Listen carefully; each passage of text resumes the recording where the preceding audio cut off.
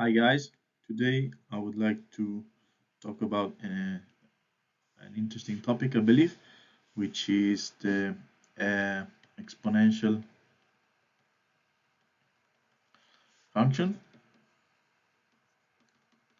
and some of its properties. And I will start by defining what's the base of the exponential function that I want to choose, which is the number e. The number e is called Neper number. I will give the link in the at the end of the slides. At the bottom of the video basically, but roughly speaking is an irrational number that is close to 2.7182 dot dot dots. This is an irrational number, meaning that these dots goes on uh, to infinitely many, but they are never repeating, so there is no pattern here. It's not like 1 over 3, which can be written as 0.333 dot dot dot dot, but all of these, we know that there are 3, they are all the same number, so it can be written like this. And there are others numbers that have repeating patterns, usually fractions. This is an irrational number, meaning that you cannot compute. I mean, there is an algorithm.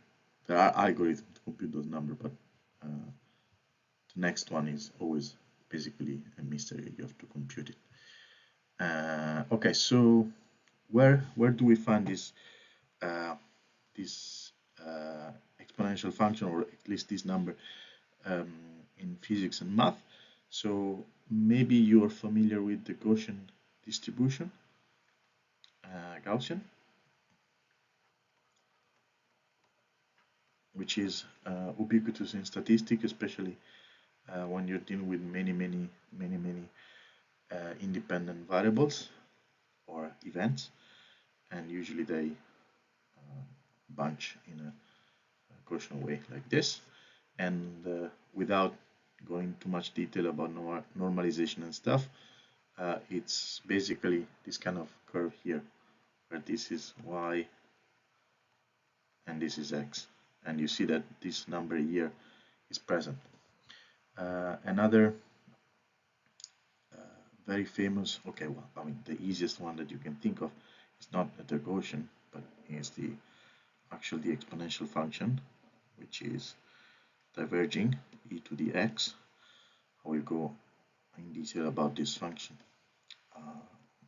later on, but basically, and where basically when this is 1, this is exactly the number e that I was referring to up here. So e to the 1, you will know that it's e, and this is okay, we all know this function. If you remember, unfortunately during the pandemic we were dealing with some growth in the population of the bacteria, for example, and it was, for some period it was exponential, and then luckily it would flatten out when the population reached the maximum growth basically. But this initial ramp was an exponential basically. Okay, so forget about the pandemics, let's go back to numbers. The other important let's say not application, but the important area where you can find this number are the complex number.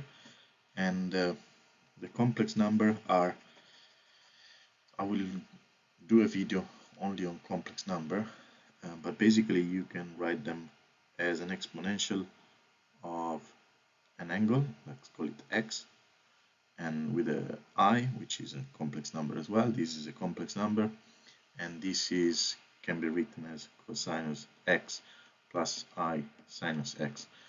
So lots of trigonometry here, and there is a bunch of literature, mathematics and physics that goes around this. Even quantum mechanics is based on complex numbers. So at some point I will deal with all of these intricacies. But let's start from the very beginning. So this is just a brief introduction to give you an idea where you can find this number. I mean, I cannot list all of the application of this number or where you can find funny because it's literally ubiquitous in math and physics. That's why I want to give a bit of insight on this. Let's see if I can do a good job. So let's keep it there, roughly like this, and let's see if we can compute some of it. Okay, so I already gave you one definition, which is e to the x equal y. When we put 1, we get e. But what is e to the x? We'll get back to that later on. First, we give the definition, one definition of this number, an algorithmic way to define this number, which is given by e, the sum of e of, let's say, n from 0 to infinity of 1 over n factorial.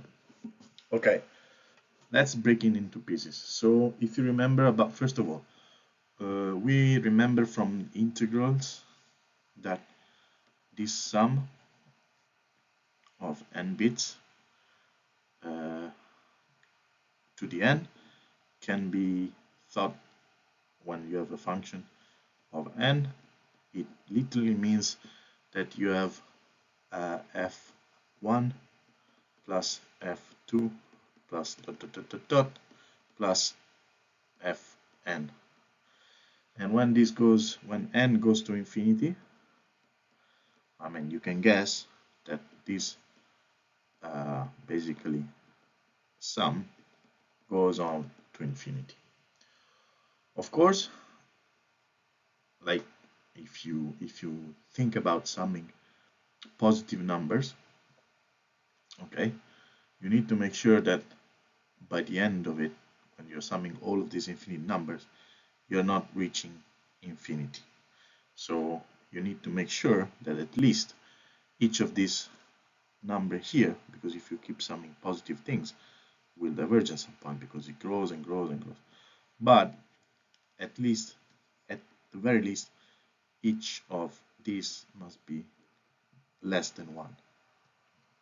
There are more conditions to make sure that this series, that this infinite sum has a solution, as a point, reaches a point, but at least they have to be less than 1. Okay, so just keep in mind that each of these, to make sense, at least, I mean, there are ways to make sense of this sum even if it's infinity.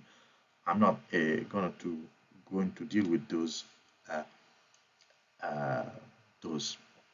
particular cases. I will link it at the end of the description, because for the math aficionados it's fun, but I will play with something easy.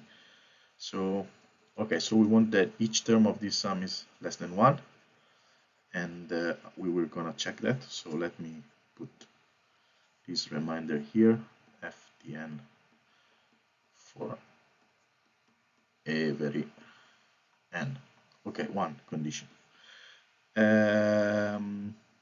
Actually, this is the only condition that I want to enforce. The other thing that I want to remind is what is a factorial. So factorial, which is basically, if you take 2 exclamation point, this is called factorial of 2, and this means that you multiply 2 times 1. Okay, now if you take 3 factorial, you multiply 3 times 2 times 1. If you take 4 factorial, 4 times 3 times 2 times 1. The 1 we can forget about it, but okay, you see where this is going, right? The definition is usually given for integer numbers. It can be given for any kind of number. It's way more complicated to grasp the meaning of that. I may give a link for that as well. I'm not going to discuss it, but let's stick with the easy combinatorial, let's say, definition of the factorial, which is for the integer and numbers, so the one that you can count, and positives. as well. So and it goes on and on and on. You understand how it's behaving. So okay, so just to generalize it a little bit more, we know that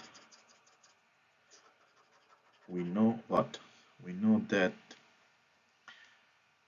n factorial, it will given by the product of n times n minus 1, n minus 2 times n minus whatever it is. I cannot make that last byte, and I will just write 1 in between, n minus m something in between, and then 1. Okay, so there are many terms, finite many, and this is the total product of them. So this is a general definition for whatever integer you have in mind. Okay, so how we can now, how do we break this down then? So this number here, e, is given by the sum of, so let's break it into pieces. Let's see if I can do the first terms. Let's say I want to do the first one, which is 1 over 0 factorial. Okay, and then there will be 1 over 1 factorial, and then there will be plus 1 over 2 factorial, plus 1 over 3 factorial, and so on. Let's see where we can get. Okay, so first of all, okay, let's say this is equal to 1, at least I will say why it can be equal to 1 in a sec. And then I need to remind you one other thing, that for 0, the number 0 is a little bit of a definition, but 0 factorial is 1 by definition. There are many ways to understand this. And one way is that usually factorials comes into play when you want to count how many combinations there are of certain outcomes. So how many combinations you have of certain number of elements. And for example, if you have no elements, 0 element, there is only one possible combination, that is the 0 element combination. So in that sense, it can be thought as a starting point, a sensible starting point. There are way more sophisticated and maybe correct way to understand the zero factorial equals to 1, but let's keep it as a thing to bear in mind. And now we can see that this condition 1 here is true, not for every n, but for the vast majority of n, because 1 factorial is also 1 times 1, which is 1. So the first two bits of this sum are actually equal to 1, and they sum to 2, 1 plus 1. Okay, 1 plus 1. And we are already reaching 2 here, right? This number here. It's already filled by these two first components. And if you imagine that there are infinitely many other numbers, infinitely many, all of them will be strictly smaller than 1, as I will show. We will not surpass 2, we will not surpass 2.7, we will not surpass 2.71, and so on. So this is kind of amazing how this series converges, because apart from the first two terms, which are contributing for the vast majority of this number, it's more than 0.5% in absolute value. All the other numbers contribute very marginally, but in the end you have to sum all of them to have a good approximation. Let's see then where we can get with all these numbers. and let me